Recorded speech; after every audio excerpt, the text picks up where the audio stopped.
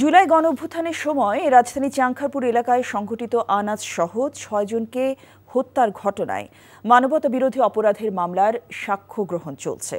আন্তর্জাতিক অপরাধ ট্রাইব্যুনালের চিফ প্রসিকিউটর মোহাম্মদ তাজুল ইসলাম আজ দিনের শুরুতেই বক্তব্য রাখেন। প্রথম সাক্ষী হিসেবে শহীদ আনাসের বাবা শাহরিয়ার সাক্ষ্য দিচ্ছেন। এর আগে মামলার আসামিদের ট্রাইব্যুনালে হাজির করা হয়। অন্তর্বর্তী সরকারের যুব ও ক্রীড়া উপদেষ্টা আসিফ মাহমুদ সজীব ভুঁইয়া সাক্ষ্য দেবেন এই মামলায়। এছাড়াও গত বছরের ৫ই অগস্ট চাংখারপুলে দায়িত্বরত পুলিশের এসআই, কনস্টেবল, এপিবিএনের সদস্য সহ জুলাই আন্দোলনে আহত ও শহীদ পরিবারের সদস্যরা এই মামলায় সাক্ষ্য দেবেন। ঘটনার দিন ছাত্র জনতার গণ অভ্যুত্থানের সময় চাংখারপুল এলাকায় ৬ আন্দোলনকারীকে গুলি করে হত্যা করা হয়।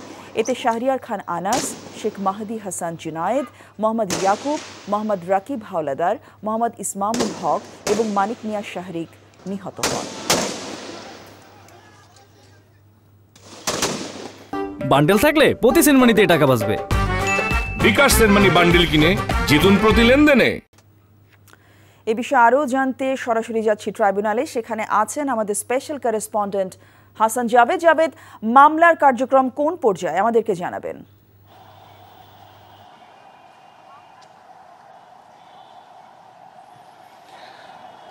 জসিন্তা, আন্তর্জাতিক অপরাধ ট্রাইব্যুনাল 1-এ বিচারপতি গোলাম মর্তুজা মজুমদারের নেতৃত্বাধীন যে ট্রাইব্যুনাল 1 আছে, সেই ট্রাইব্যুনালে আজকে কিন্তু চানখারপুলে 6 শিক্ষার্থীকে আনাসসহ 6 জনকে হত্যার যে ঘটনায় মানবতা বিরোধী অপরাধের মামলায় প্রথম সাক্ষী শহীদ আনাসের পিতা শাহরিয়ার তিনি সাক্ষ্য দিয়েছেন। এই মুহূর্তে ট্রাইব্যুনাল বিরতিতে আছে।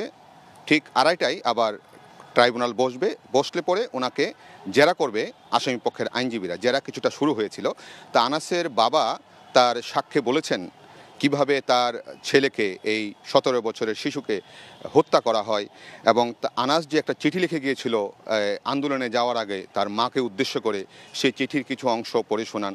তিনি বেশ আবেগাপ্লুত হয়ে পড়েন সাক্ষ্য দেওয়ার সময়, এবং তিনি প্রত্যেকটা আসামির মৃত্যুদণ্ড দাবি করেছেন।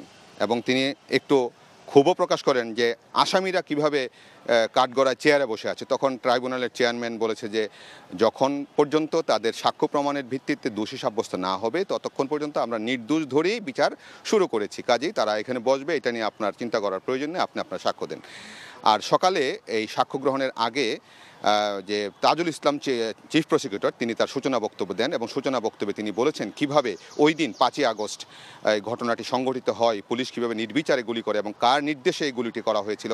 তখনকার যে ডিএমপি কমিশনার হাবিবুর রহমান, তার যে ওয়্যারলেস বার্তা, সেই বার্তা পেয়েই কিন্তু এই গুলিবর্ষণ করা হয়েছিল, এবং সেই ওয়্যারলেস বার্তার যে অডিও রেকর্ড সেটাও কিন্তু ট্রাইব্যুনালে দেওয়া হয়েছে, এবং সেই যে ঘটনাটা গুলি করে হত্যার সেই ভিডিও চিত্রটাও কিন্তু আজকে ট্রাইব্যুনালে উপস্থাপন করা হয়, এবং ট্রাইব্যুনালের চেয়ারম্যান সহ অন্য বিচারপতিরা সেটা দেখেন।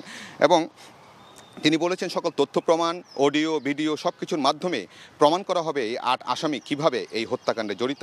এই মামলায় 4 জন আসামি গ্রেফতার আছে, তাদেরকে আজকে ট্রাইব্যুনালে হাজির করা হয়েছে। হাবিবুর রহমান সহ অন্য 4 আসামি পলাতক আছেন, তাদের বিরুদ্ধে কিন্তু গ্রেফতারি পরোয়ানা জারি করা হয়েছিল, পত্রিকায় বিজ্ঞপ্তি দেওয়া হয়েছিল, কিন্তু তারা ট্রাইব্যুনালে হাজির হননি, এবং এই জন্য তাদের পক্ষে রাষ্ট্রনিযুক্ত আইনজীবী দেওয়া হয়েছে যারা ওনাদের পক্ষে আইনি সেবা দিবেন, এবং তারাও কিন্তু আজকে ট্রাইব্যুনালে উপস্থিত আছেন। তো এই হচ্ছে ট্রাইব্যুনাল 1-এর সর্বশেষ মামলার চিত্র। রোকসানা, জানছিলাম আন্তর্জাতিক অপরাধ ট্রাইব্যুনালের বিচার কার্যক্রমের সবশেষ খবর। বান্ডেল থাকলে প্রতি সেনমানিতে টাকা বাঁচবে। বিকাশ সেনমানি বান্ডেল কিনে জিতুন প্রতি লেনদেনে।